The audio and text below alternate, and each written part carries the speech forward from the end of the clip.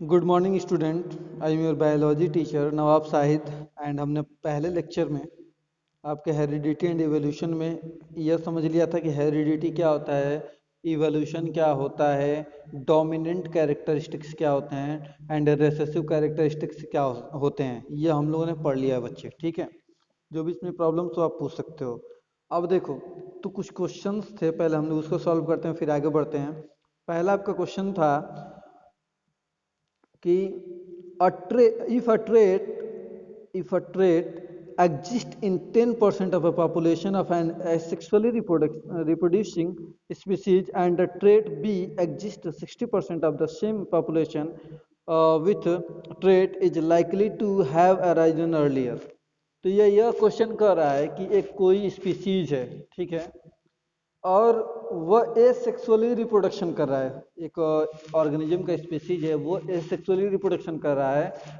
उसके पूरे पॉपुलेशन में से जो 10% के पास एक अदर ट्रेट है ए, ठीक है, और उसके 60% पॉपुलेशन के बाद दूसरा एक ट्रेट है, दूसरा एक लक्षण है जिसको हम लोग बोलते हैं बी। अब यह बोल रहा है कि उनके जो ऑफ स्प्रिंग्स होंगे, तो इसमें से कौन सा ट्रेट जो होगा, जो ट्रेट्स होंगे वो कौन से ज़्यादा जाएंगे, मतलब ए वाला जाएगा या बी वाला जाएगा। तो यहाँ पे सीधी सीधी बात यह है कि जिस ट्रेट का पॉपुलेशन, नंबर ऑफ पॉपुलेशन ज़्यादा रहेगा, वही ऑफ स्प्रिंग में क्या होगा, ज़्यादा जाएगा भी। तो इसका आंसर बस एक ही है, the trait be will exist in new generation. ठीक है, तो जो ट्रेट बी होगा वो न्यू जनरेशन में एग्जिस्ट होगा, तो वही पाया जाएगा। ठीक है ना, ये नॉर्मल क्वेश्चन था।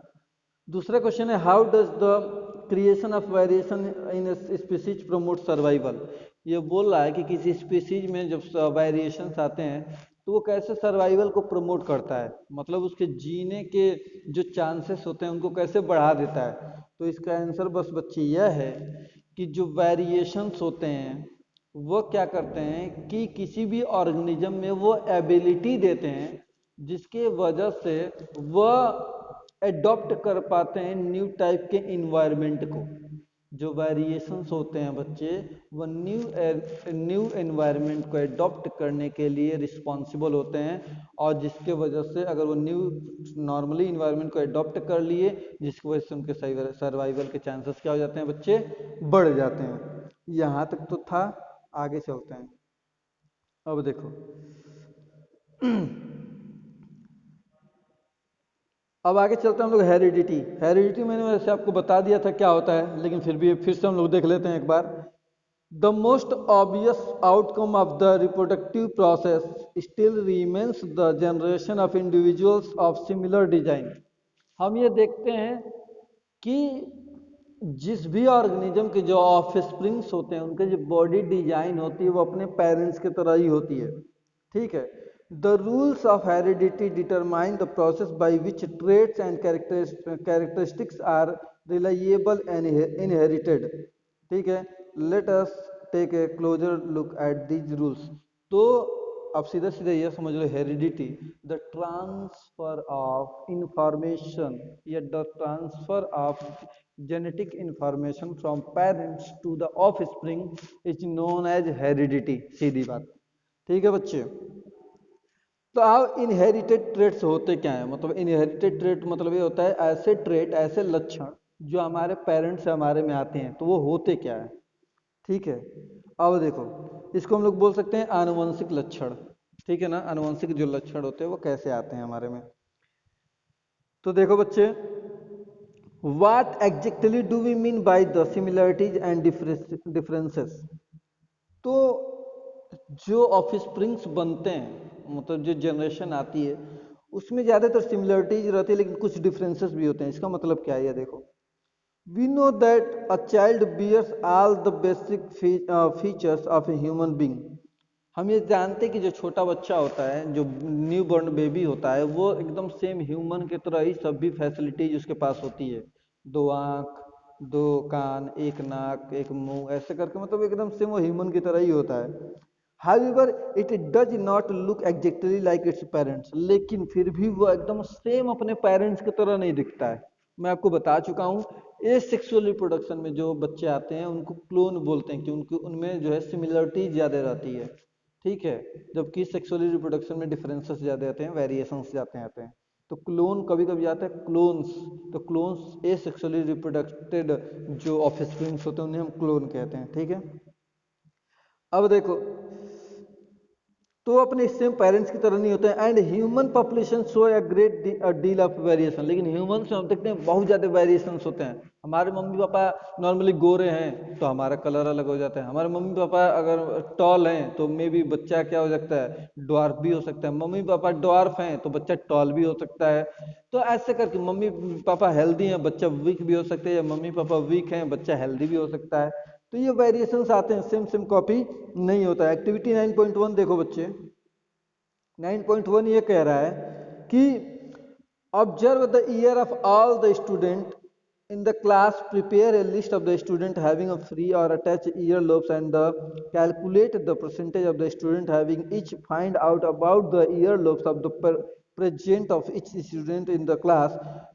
Correlate the earlobe type of each student with that of their parents. Based on this advice, suggest a possible rule for the inheritance of earlobe types. तो मतलब ये बोला है एक्टिविटी करने में, जैसे आप अपने क्लास में या अपने फैमिली में या अपने मोहल्ले में सभी के कान के ईयर लोब, ईयर लोब का मतलब होता है बच्चे देखो, ईयर लोब का मतलब होता है ये कान के नीचे वाला जो लटका हुआ पार्ट होता है उसको हम लोग ईयर लोब बोलते हैं। ठीक है ना, तो आप देखोगे अपने मोहल्ले में अपने फैमिली के बहुत सारे जो ईयर लोब होते हैं वो लटके होते हैं, बहुत सारे के जो कान के ईयर लोब होते हैं वो उससे चिपके होते हैं उसके स्किन से। ठीक है, और बहुत सारे केसेस में क्या होते हैं, लटके होते हैं। और वो आप जब मैच करोगे उनके पेरेंट्स से, तो ये जरूरी नहीं है कि जैसे बच्चे का ईयर लोब है वैसे उसके पेरेंट्स का भी हो। तो ये वेरिएशंस आते हैं कि नॉर्मल सा वेरिएशंस है जो आपको देखने को मिल सकता है। आपके आंखों का कलर देखने को मिल सकता है, आपके आईब्रो का साइज देखने को मिल सकता है, कुछ में बहुत ज़्यादा घना होता है आईब्रो, कुछ में जो है बहुत ज़्यादा थिन होता है, पतला होता है, जो अपने पेरेंट्स से वेरी करता है बच्चे। तो आप इस तरीके से जो है देख सकते हो कि कैसे कैसे वेरिएशंस आते हैं। चलते हैं अपने नेक्स्ट पे। ये हो गया इनहेरिटेड जो है आपके ट्रेड्स हो गए बच्चे। अब देखो ये क्या है, rules for the inheritance of traits, Mendel's contribution. तो इसके कुछ रूल्स हैं बच्चे कि कैसे बच्चों में वेरिएशंस जाते हैं और कैसे नए ट्रेड्स आ जाते हैं, कैसे नए लक्षण आ जाते हैं। तो इनके कुछ रूल्स हैं जिसमें मेंडल्स, ग्रेगर जॉन मेंडल, जिनको जेनेटिक्स का फादर बोला जाता है, फादर ऑफ जेनेटिक्स। ठीक है बच्चे, तो फादर ऑफ जेनेटिक्स जो ग्रेगर जॉन मेंडल थे, उन्होंने जो है कुछ लॉ दिए और जिन्होंने ये बताया कि कैसे जो हमारे ट्रेड्स हैं या कैरेक्टर्स हैं वो पेरेंट्स से ट्रांसफर होते हैं बच्चों में और कितने परसेंटेज में होते हैं। ठीक है, तो ये सभी उन्होंने बताया है। तो चलो पढ़ते हैं। देखो, the rules for the inheritance of such traits in human being are related to the fact that both the father and the mother contribute pretty sorry practically equal amount of genetic material to the child. Normally हम जानते हैं कि जब एक new born baby होता है तो mail का स्पर्म, फादर का स्पर्म और मदर का जो ओवम होता है वो फ्यूज करता है, और ये जो स्पर्म एंड ओवा होता है वो होता है बच्चे हेप्लॉयड होता है। ठीक है, नॉर्मली ह्यूमंस के क्रोमोजोम्स जो होते हैं एक सेल में 46 नंबर होते हैं, लेकिन जो आपके स्पर्म और ओवा होते हैं वहाँ पे हाफ नंबर ऑफ क्रोमोजोम हो जाते हैं, इसका मतलब 23 क्रोमोजोम्स हो जाते हैं। ठीक है ना, वैसे पेयर में रहते हैं लेकिन नॉर्मली आधे हो जाते हैं कब, आपके जब स्पर्म फॉर्मेशन होता है और ओवा फॉर्मेशन होता है तब। तो आधे क्रोमोजोम मम्मी से है, आधे क्रोमोजोम किससे है, पापा से है। ठीक है, this means that each of traits can be influenced by the both parental and the maternal DNA. तो ये हो सकता है जो हमारे ट्रेड्स हैं, हमारे लक्षण हैं, उनमें जो है दो तरीके के जो है एबिलिटी हो सकती है, संभावनाएं हो सकती हैं। ठीक है ना, क्योंकि दोनों के कैरेक्टर हमारे में आए हैं। हमारे डीएनए में क्या है, दोनों के, मैटरनल मीन्स होता है मम्मी वाले कैरेक्टर और पैटर्नल मीन्स होता है पापा वाले character. Thus, for each trait, there will be two version in each child. तो हर एक लक्षण के, हर एक ट्रेट के जो है आपके दो वर्जन होते हैं। जैसे मान लो कि लंबाई है तो लंबाई के दो वर्जन हो गए, एक हो क्या हो गया टॉल, एक हो गया डॉर्फ। आईब्रो हो गया, उसके दो वर्जन हो गए, एक थिन आईब्रो, एक जो है मोटा eyebrow, thick eyebrow. Ear lobe के जो है दो आपके जो है वर्जन हो गए, एक जो है कनेक्टेड है और एक जो है लटका हुआ है। तो मतलब क्या है, जो हमारे मम्मी पापा दोनों से कैरेक्टर आते हैं, ये दोनों दो वर्जन में होते हैं। ठीक है बच्चे, तो हर कैरेक्टर दो वर्जन में होता है। और मैंने आपको पहले लेक्चर में बताया था डोमिनेंट कैरेक्टर क्या होता है, रेसिसिव कैरेक्टर क्या होता है। इन दोनों वर्जन में एक ऐसा वर्जन होगा जो दूसरे वाले को सप्रेस कर देगा, दबा देगा, और अपने आप अपने उभर के आएगा, अपने आप को रिफ्लेक्ट कर देगा। उसको हम लोग बोलते हैं डोमिनेंट कैरेक्टर। और जो ट्रेट हमको दिखाई नहीं देता है वो होता है रेसेसिव कैरेक्टर, जो आगे हम लोग पढ़ेंगे अभी। तो what will then the trait see in the child be. तो क्योंकि दोनों के कैरेक्टर आ रहे हैं, मान लो मम्मी का जो ईयर लोब है वो कनेक्टेड है उनके स्किन से, पापा का ईयर लोब है वो लटका हुआ है, तो बच्चे में कैसा ईयर लोब आएगा। ठीक है ना, बात तो यहाँ से है। तो चलो देखते हैं क्या है कैसे। Mendel worked out the main rules of such inheritance, and it is interesting to look at some of this experiment from more than a century ago। तो शताब्दियों पहले, ठीक है, एक शताब्दी पहले तक, तो आई थिंक 1864 या 1866 में मेंडल ने ये अपना लॉ दिया था। और उन्होंने यह बताया कि कैसे जो है ट्रेड्स इनहेरिटेंस होते हैं, मतलब पेरेंट्स से ऑफिस स्प्रिंग्स में जाते हैं, और कौन सा कैरेक्टर डोमिनेंट होता है, कौन सा कैरेक्टर रेसेसिव होता है, मतलब कौन सा कैरेक्टर बच्चे में दिखाई देता है और कौन सा कैरेक्टर बच्चे में छुपा हुआ होता है। ठीक है, तो देखो ग्रेगर जॉन मेंडल 1822 में इनका जन्म हुआ है और 1884 में डेथ कर गए थे। इन्होंने अपना जो लॉ था वो 1864 या 1866 में दिया था। ठीक है ना, जहाँ तक मुझे याद है। तो 1864 या 1866 में दिए थे। मेंडल कौन थे बच्चे, मेंडल को फादर ऑफ जेनेटिक्स बोला जाता है, ये याद रखोगे। तो Mendel was educated in the monastery and went to study science and mathematics at the university. तो मेंडल जो थे नॉर्मली एक चर्च में रहते थे, और सबसे पहले तो वो गए एक यूनिवर्सिटी में मैथमेटिक्स और साइंस पढ़ने के लिए, इन वियना, वियना में। ये ऑस्ट्रिया के साइंटिस्ट हैं, ऑस्ट्रिया, ऑस्ट्रेलिया नहीं ना, वियना गए। और failure in the examination for a teaching certificate did not suppress his zeal for the scientific quiz. तो ये वहाँ पे फेल हो गए, जो है अपने एजुकेशन में स्टडी में क्या हो गए, फेल हो गए। लेकिन जो इनके अंदर एक इनका जो सपना था ऐसे बोल सकते हैं, जो इनकी इच्छा थी कि हमको जो है अपने जो नॉलेज है उनको इंक्रीज करना है, साइंटिफिक कुछ रिसर्चेस करने हैं, उनके अंदर था। He went back to his monastery and started growing pea. वो अपने फिर चर्च में आए और उन्होंने क्या किया, पी प्लांट को ग्रो करना स्टार्ट किया। ठीक है, मटर के पौधे को उगाना स्टार्ट किया। Many other had studied the inheritance of traits in the P and other organism earlier. उसके पहले भी बहुत सारे लोगों ने जो है बहुत सारे ऑर्गेनिज्म और मटर पे क्या किया था, अपना प्रयोग किया था। लेकिन कुछ वो लोग बता नहीं पाए, कुछ जो इनहेरिटेंस के बारे में नहीं बता पाए। But Mendel blended his knowledge of science and mathematics and was the first one to keep count of individuals exhibiting a particular trait in each generation. This helped him to arrive at the law of inheritance। तो उन्होंने, क्योंकि उनको पास science का भी knowledge था, mathematics का भी knowledge था, तो उन्होंने जो है कुछ प्रैक्टिकल करके प्लांट को ग्रो करके और एक जो है रिजल्ट पे पहुंचे कि कैसे इनहेरिटेंस होता है, परसेंटेज क्या है उसका। ठीक है, तो चलो बच्चे आगे इसके बारे में हम लोग पढ़ लेते हैं। एक सेकेंड। तो देखो बच्चे, तो मेंडल्स ने क्या कहा, Mendel use A number of contrasting visible character. Mendel ने पी में जो है कुछ कैरेक्टर को लिया, जैसे में क्या लिया, ऑफ गार्डन गार्डन पी, मटर को, मटर में जो कुछ कैरेक्टर को उन्होंने आइडेंटिफाई किया। पहले राउंड एंड रिंकल्ड, जो झुर्रीदार उसका जो शेप होता है, कुछ जो है झुर्रीदार ट्रेड्स लिए, लक्षण लिए, और कुछ क्या थे, गोल लक्षण लिए। ठीक है, सीड के। टाल शॉर्ट प्लांट्स, लंबे बौने पौधों को लिया उन्होंने। वाइट वायलेट फ्लावर्स, सफ़ेद और वायलेट कलर के जो है फ्लावर्स को, फ्लावर्स के लक्षण को लिया उन्होंने।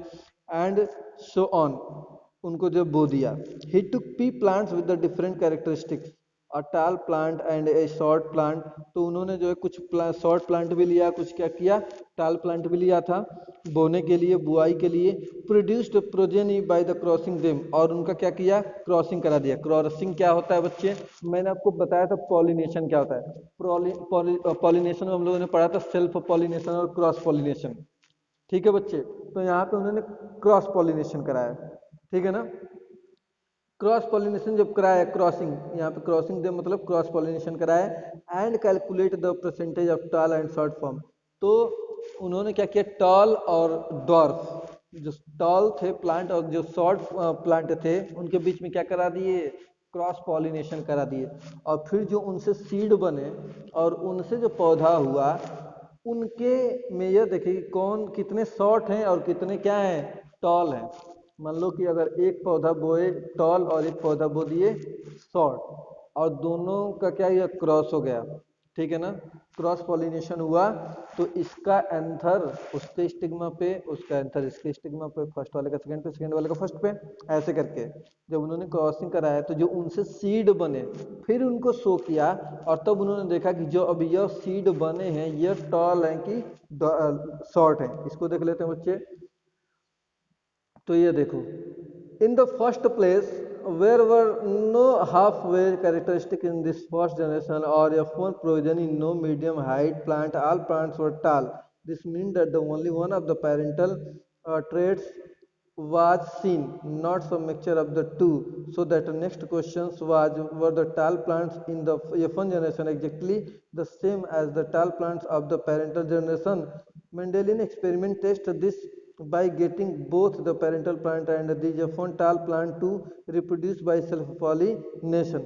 अब देखो बच्चे, तो यह क्या हुआ कि उन्होंने यह पहला प्लांट लिया, देखो यहाँ पे एक प्लांट लिया और ये एक प्लांट लिया, दोनों में क्या हो गया, क्रॉस करा दिए।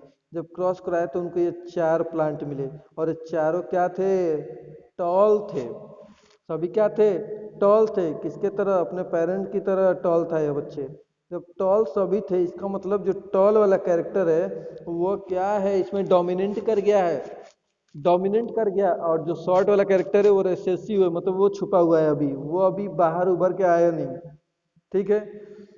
जब सेल्फ पॉलिनेशन उन लोग का कराया गया, तो जब सेल्फ पॉलिनेशन फिर प्लांट का कराया गया तो नॉर्मली सभी टॉल थे, मतलब अपने पेरेंट के तरह ही थे। इसका मतलब जो F1 पीढ़ी था, जो पहली पीढ़ी आई इनके क्रॉसिंग के बाद, वो सभी क्या थे, टॉल थे।